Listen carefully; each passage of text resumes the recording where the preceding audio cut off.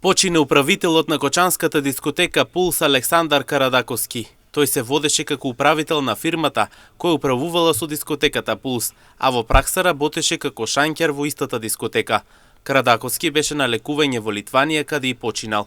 Беше еден од 4 критични пациенти. Да напоменам дека не беа воопшто мали, значи вкупната површина на изгореници е некаде околу 36%, кои што претежно се наоѓаат во пределот на главата, вратот и горните екстремитети, со длабочина од 2 и 3 степен, што самото за себе кажува за интензитетот на пламенот кој што го има зафатено.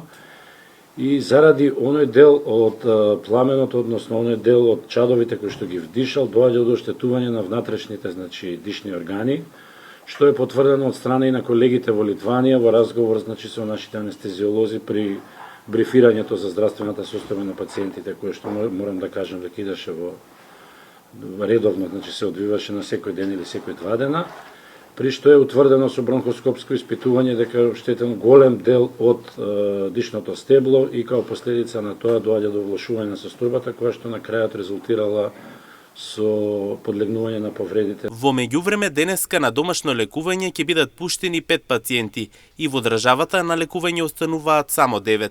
Во странство се лекуваат 69 пациенти, 6 денеска се враќаат во државата, а критични се 3. Само 78 пациенти од вкупно 193 пациенти кои што беа во несреќата во Кочани, во трагедијата во Кочани.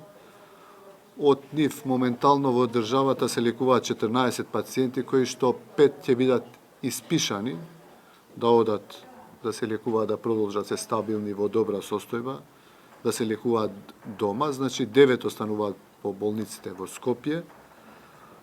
Надвор од државата денеска се враќаат 6 нови пациенти кои што се во подобра и стабилна состојба, 2 во Булгарија, 2 од Шпанија се враќаат и 2 од Унгарија.